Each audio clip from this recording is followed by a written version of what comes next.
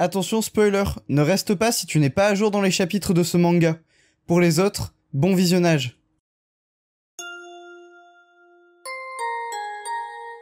Bonjour à tous, c'est Sadiste et on se retrouve aujourd'hui pour la review du chapitre 382 de My Hero Academia. Avant que la vidéo ne commence, je vous rappelle que vous pouvez vous abonner à la chaîne si vous êtes intéressé par mon contenu.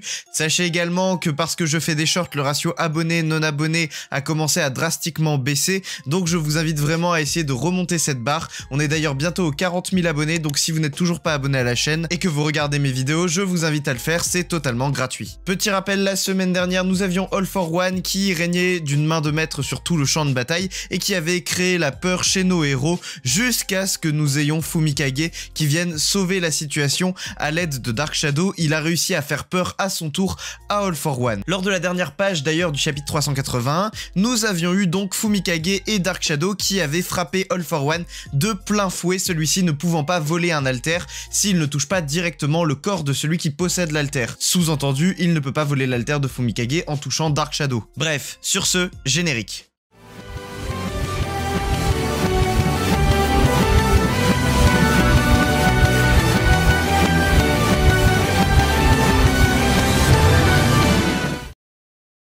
Le chapitre s'ouvre sur un simultané de la situation, c'est-à-dire qu'on est à peu près exactement au même moment où All for One se fait frapper de plein fouet par Fumikage, mais on a le point de vue d'autres personnages. Et la première page nous indique que deux personnes sur ce champ de bataille, que l'on peut voir être Hawks et All for One, se sont rendus compte que la situation n'était pas la meilleure / la pire qu'elle puisse être. C'est-à-dire que Hawks, pour lui, la situation n'est pas la pire qu'elle puisse être, et pour All for One, la situation n'est toujours pas la meilleure qu'elle puisse être. C'est d'ailleurs en bas de cette page que l'on peut voir Toga utiliser l'alter de Twice, qui s'est cloné par milliers, et qui va transformer ses clones de Twice en clones de Shigaraki, Dabi et All for One. Bref, elle clone d'autres membres de la Ligue des Vilains, en espérant pouvoir utiliser leurs alters. Mais sur la seconde page, l'on peut voir un clone de Shigaraki. Alors, je mets un point d'honneur à expliquer qu'il s'agit bien d'un clone et non pas du Shigaraki originel, hein. On voit un clone de Shigaraki au milieu de tous ces Twice qui touche le sol mais ne peut pas utiliser l'alter de désintégration. Au même moment, on voit le raz-de-marée de Twice qui se fait emporter donc par le vent de Inasa, et on voit également en bas de page Tsuyu qui nous dit qu'elle est peut-être un peu trop optimiste, mais elle pense que ce n'est pas le pire scénario possible. Et la page suivante va nous expliquer quel aurait été le pire scénario possible, même si on aurait pu s'en douter. Elle nous explique que si Toga avait cloné l'alter de Dabi ou bien celui d'All for One, ce serait déjà terminé. Cependant, ce n'est pas ce qui s'est passé, et c'est une information qu'ils peuvent utiliser éventuellement à leur avantage, puisque les clones de Twice, les vrais clones de Twice, pouvaient utiliser les alters des personnes qui étaient clonées. On se souvient de ce clone de Dabi qui s'était battu contre Aizawa et qui pouvait utiliser son alter. Et bien que les clones de Twice peuvent utiliser l'alter de Twice et se démultiplier à l'infini, le clone de Shigaraki, lui, ne peut pas utiliser son alter.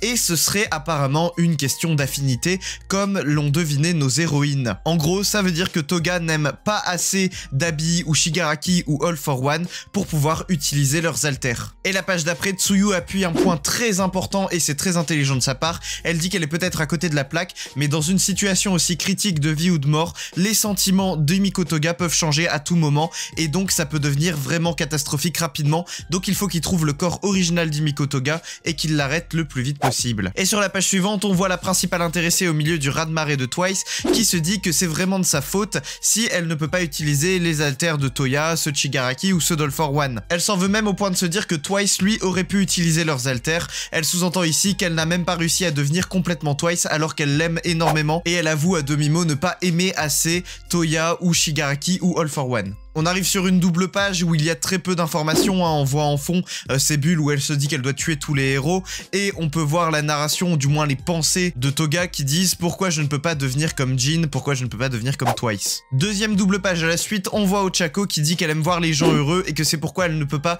ignorer les larmes d'Miko Toga et c'est comme ça qu'elle réussit à reconnaître le Twice originel ou du moins la Toga originelle qui est transformée actuellement en Twice, c'est parce que c'est le seul Twice qui pleure. Sur la page suivante, on en revient donc à l'action présente, c'est-à-dire Fumikage contre All for One, et on peut voir Fumikage qui continue d'attaquer de toutes ses forces avec Hawks qui le soutient derrière et qui lui dit qu'il faut qu'il gagne un maximum de temps puisque All for One est actuellement en train de rajeunir jusqu'à un point où il ne pourra tout simplement plus se battre puisqu'il sera trop jeune. Les autres héros, ceux de Shiketsu et apprenti héros de Yue, aident du mieux qu'ils peuvent Fumikage en créant un maximum de noirceur autour de lui pour aider Dark Shadow du mieux qu'ils peuvent, et Inasa lui s'occupe de tous les clones de Twice. C'est alors qu'une immense vague d'énergie jaillit de All for One et projette tout le monde sur plusieurs mètres. On constate ici un vrai gain de puissance de la part de l'empereur du mal qui par la même occasion vient de créer énormément de lumière, ce qui affaiblit légèrement Dark Shadow. Et la page d'après nous montre un All for One encore plus jeune, il a encore plus rajeuni, il a des traits presque adolescents,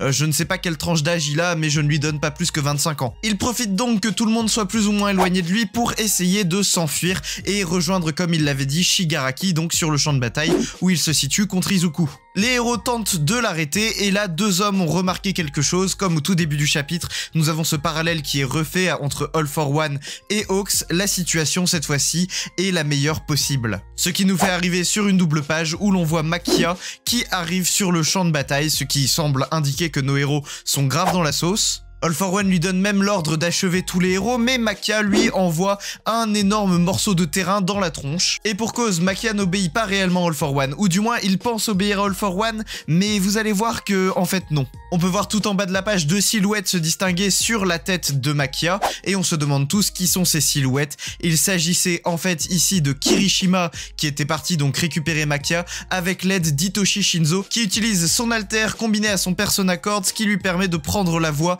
de All for One et donc de duper complètement Maquia. On comprend ici que Hitoshi Shinzo fait définitivement partie de la filière héroïque, il est là pour aider les héros en tant que héros et son alter n'aura jamais été aussi utile que maintenant puisque Maquia a une force de frappe vraiment gigantesque, c'est une énorme menace pour le camp adverse par rapport au camp dans lequel il est, et là actuellement il est de notre côté ou du moins il est du côté de nos héros, il n'est pas du côté des vilains et c'est vraiment un énorme désavantage pour All for One parce que s'il y a bien quelqu'un qui peut arrêter un maximum les clones de Twice, c'est Maquia. Et ça oblige également All for One à rester sur ce champ de bataille, puisque All for One est d'abord obligé de s'occuper de Maquia avant de rejoindre Shigaraki, puisque ce serait dans son désintérêt total de laisser Maquia aux mains des héros. Il faut absolument qu'il récupère le contrôle, ou au pire qu'il le neutralise complètement. Si on fait un état des lieux de la situation, un petit résumé, on peut voir que ce n'est pas si catastrophique que ça pour nos héros, et comme l'a sous-entendu Hawks, la situation commence à devenir la meilleure possible. On a d'abord Kurogiri qui semble se retourner contre les vilains et lui aussi faire partie de la team des héros puisqu'il est actuellement dans un combat interne avec Shirakumo pour aider notre cher Eraserhead ainsi que présente Mike. Ensuite on a Maquia qui arrive sur le champ de bataille du côté des héros cette fois-ci également, ce qui est un atout de taille vraiment dans tous les sens du terme. Et enfin on a apparemment une solution face aux Twice puisque premièrement on a repéré Toga grâce à l'aide de Ochako qui a le regard aiguisé et qui a remarqué que un des clones pleurait et donc il s'agit très probablement de Toga et on sait qu'il s'agit de Toga. Ensuite on peut voir qu'elle ne peut pas utiliser les alters de Shigaraki, Dabi et All for One, ce qui affaiblit grandement sa force de frappe par rapport au vrai Twice originel qui lui était capable de faire ça. Et ensuite malgré le fait qu'elle a cloné plein de Twice, apparemment la situation commence à être sous contrôle grâce au vent de Inasa et aux élèves de Shiketsu. Bref, hâte de voir la suite et de revenir un peu au combat Shigaraki-Izuku qu'on attend tous. Abonnez-vous, laissez un pouce bleu, activez la cloche, c'était Saliste et on se dit à la prochaine pour une prochaine vidéo. Salut!